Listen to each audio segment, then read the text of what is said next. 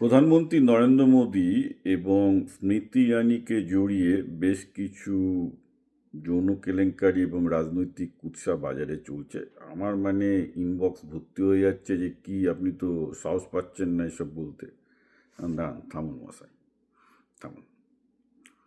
This is a clear cut sign, এটা খুব clear cut sign যে মোদিকে বিরোধিতা করার মতো পলিটিক্যাল লাইন বিরোধীদের নেই, তাই জন্য তারা এখন এসব নোংরামোর আশ্রয় নিয়েছে। And I tell it clear cut and I prove it in this things. Okay, আপনারা সবাই জানেন আমি বিদেশি নাগরিক, আমি কারোর সাথে পাচ্ছে নেই, প্রত্যেককেই আমি সমালোচনা করি, ভালো কাজকে ভালো কাজ বলি। তো আসুন আমরা কোনটা জল আর কোনটা দুধ বার করে নিই, সাদা আর কালো বার করে নিই। অভিযোগের সোর্স কি? এক হচ্ছে সুব্রমণিয়ম স্বামী, আর সেকেন্ড হচ্ছে যে মধুকিশোর। ওকে, যে ভদ্রমহিলা নাকি মোদির একটা আত্মজীবনী নিজে লিখেছে, যাকে মোদির অথেন্টিক বায়োগ্রাফি না, সে নিজে লিখেছে। সে কি বলছে? প্রথমত সুব্রমণিয়ম স্বামীর কথা যদি বিশ্বাস করতে হয়, বাইরে কালকে কংগ্রেসেরই একটা কোনো পেজ থেকে আমার কাছে এসছে যে সুব্রমণিয়ম স্বামীর কথা নাকি বিশ্বাস করতে হবে। হ্যাঁ, যে সুব্রমণিয়ম স্বামী যে বলেছিল যে সোনিয়া গান্ধী হচ্ছে ইংল্যান্ডের বার ডান্সার ছিল, রাজীব গান্ধী সেই নর্তকীকে দেখে পটে গিয়ে তাকে বিয়ে করে এনেছিল। ওকে, এই তো ছিল হচ্ছে ভার্সন। তো কংগ্রেসিরা যদি এইটা বিশ্বাস করে তাহলে এটাও বিশ্বাস করুন যে বেসিক্যালি সোনিয়া গান্ধী ইংল্যান্ডের বারে ন্যাংটো হয়ে নাচতো। দ্যাট ইজ হোয়াট সুব্রমণিয়ম স্বামীর মতো বলে। এগুলোটা ফালতু লোক, যাকে যা খুশি বলে বেড়ায়, কোনো মানে আছে এই লোকটার? তো ও কংগ্রেস সম্বন্ধেও যেসব, সোনিয়া গান্ধীকে নিয়েও যেসব নোংরা কথাগুলো বলেছে সেগুলো যেমন আমার কাছে অ্যাকসেপ্টেবল নয়, তেমন ও নরেন্দ্র মোদীকে নিয়েও যেগুলো বলছে সেগুলোও অ্যাকসেপ্টেবল নয়। কারণ লোকটা ওই রকমই চক্রান্ত তত্ত্ব সব জায়গায় বলে বেড়ে।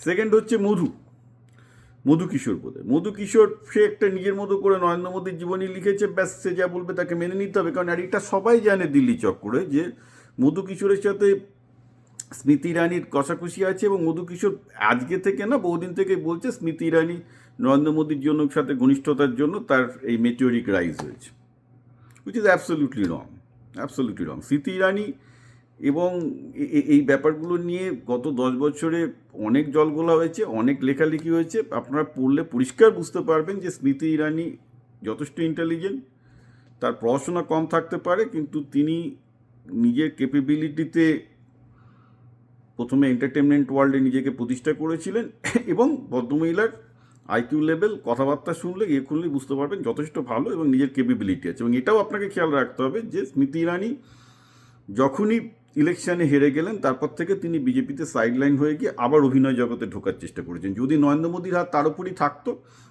তাহলে আজকে তাকে বিজেপি থেকে এভাবে বেরিয়ে যেতে হতো না। কারণ বিজেপি খুব স্ট্রিক্টলি পারফরমেন্স মনিটর করে, যাদের পারফরমেন্স আছে তাদের রাখে, যাদের রাখে না নেই। যতদিন স্মৃতি ইরানি পারফরমেন্স ছিল রেখেছিল, পারফরমেন্স নেই তিনি বিজেপি থেকে আস্তে আস্তে চলে গেছে। It's very bakwas, total bakwas. কিন্তু প্রশ্ন হচ্ছে যে এইরকমভাবে রাজনৈতিক নেতাদের বিরুদ্ধে, এটা শুধু নরেন্দ্র মোদী বলে না, আমি মমতা ব্যানার্জির বিরুদ্ধে অভিযোগ উঠেছিল যে অভিষেক ব্যানার্জি তার ছেলে, অর্থাৎ এটা একটা কেলেঙ্কারি, আমি তারও প্রতিবাদ করেছি। মমতা ব্যানার্জিকে পলিটিক্যালি ট্যাকল করতে না পেরে মমতা ব্যানার্জির বিরোধীরা এইসব ভুলভাল রটিয়ে বেড়ায়, ঠিক যেমন মোদীকে পলিটিক্যালি ট্যাকল করতে না পেরে মোদীর বিরোধীরা এগুলো রটিয়ে বেড়ায়। ইনফ্যাক্ট বুদ্ধদেব ভট্টাচার্যের আমলে একটা শোনা যেত যে বুদ্ধদেবের সাথে ব্রততী বন্দ্যোপাধ্যায় আবৃত্তিকা, তার নাকি খুব রোমান্টিক সম্পর্ক আছে। ফালতু। দেখুন, রাজনীতিতে আপনাকে একটা পলিটিক্যাল নেতাকে আপনাকে রাজনীতি দিয়েই মোকাবিলা করতে হবে। এইসব ফালতু উল্টো পাল্টা উটকো এইসব মুখরোচক কাহিনী ছড়িয়ে তো কোনো লাভ নেই। It's absolutely pointless, it defeats the purpose, it defeats the purpose. একটা ব্যাপার আপনারা ভালো করে ভেবে দেখুন যে মোদির বিরুদ্ধে অন্তত 10টা পয়েন্ট এখনই আমি বলে দিতে পারি যে ফেডারেল স্ট্রাকচারটা বিজেপি নষ্ট করে চায়নার মতো ইন্টিগ্রেটেড স্ট্রাকচারে যাচ্ছে। তার ভালো মন্দ দিক আছে, সেগুলো নিয়ে বিতর্ক করুন।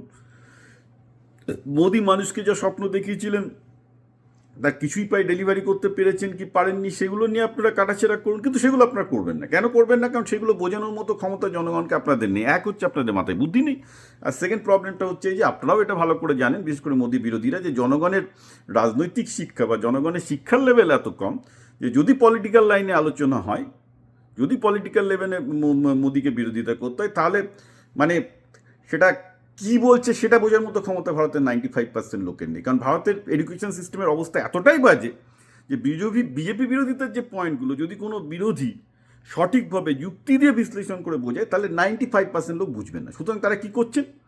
ওকে, প্রথমত বিরোধীদের মধ্যে সেই টাইপের নেতাও থাকতে হবে যে যিনি সহজে এগুলো বুঝিয়ে বলতে পারবেন। কারণ এখন যদি বলি ফেডারেল স্ট্রাকচার ভার্সেস নন ফেডারেল স্ট্রাকচার নিয়ে একটা বিতর্ক আছে, কজন ভারতীয় বুঝবে? 99% ভারতীয় বুঝতে পারবে না, রাইট? সুতরাং আবার আমি যদি বলি যে মোদি মেড ইন ইন্ডিয়া ক্যাম্পেনে ব্যর্থ হয়েছেন, সেগুলো যদি যুক্তি দিয়ে কেউ মানে বিরোধীরা বলতে যায়, বিরোধীরাও জানে যে 95% লোক বুঝতে পারবে না যে অ্যাকচুয়াল কী হয়েছে। তো সমস্যাটা তো এখানেই যে ভারতের শিক্ষা ব্যবস্থার অবস্থায় এত বাজে যে অধিকাংশ লোককে ঠিকঠাক গণতন্ত্রের যে পয়েন্টগুলোতে ডিবেট হওয়া উচিত, রাজনীতির যে পয়েন্টগুলো ডিবেট হতে বোঝানো যায় না। তখন আপনি কী করবেন? তখন এরা যৌন কেলেঙ্কারি হ্যান ত্যান, কারণ মানুষ যৌনতাটা বোঝে, কারণ প্রত্যেককেই বাচ্চা উৎপাদন করতে হবে, তো সেক্স ব্যাপারটা সবাই বোঝে, অথবা একটা যৌন কেলেঙ্কারি ব্যাপার সবাই বোঝে, আর সস্তায় একটা যৌন কেলেঙ্কারির একটা রটনা রটিয়ে দাও।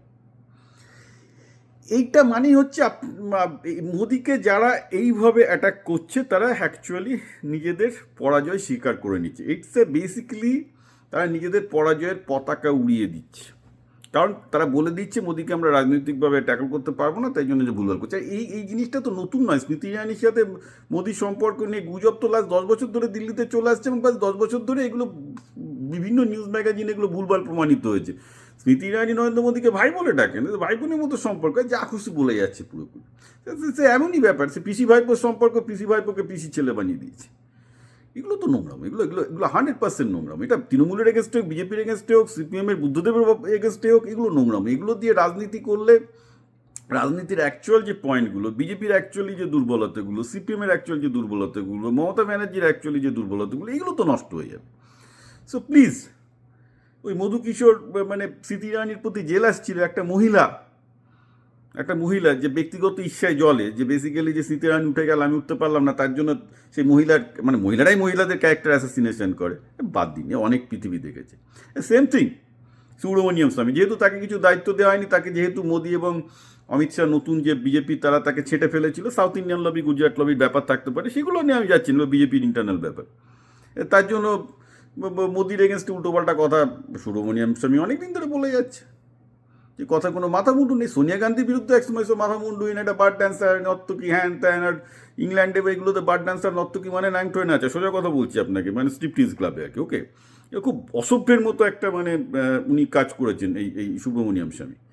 তো এইগুলো সোনিয়া গান্ধীর এগেনস্টেও তার বলা যেমন উচিত হয়নি, তেমন নরেন্দ্র মোদীর এগেনস্টেও তার বলা উচিত হয়নি। This is a very rubbish thing that is bringing to Indian politics.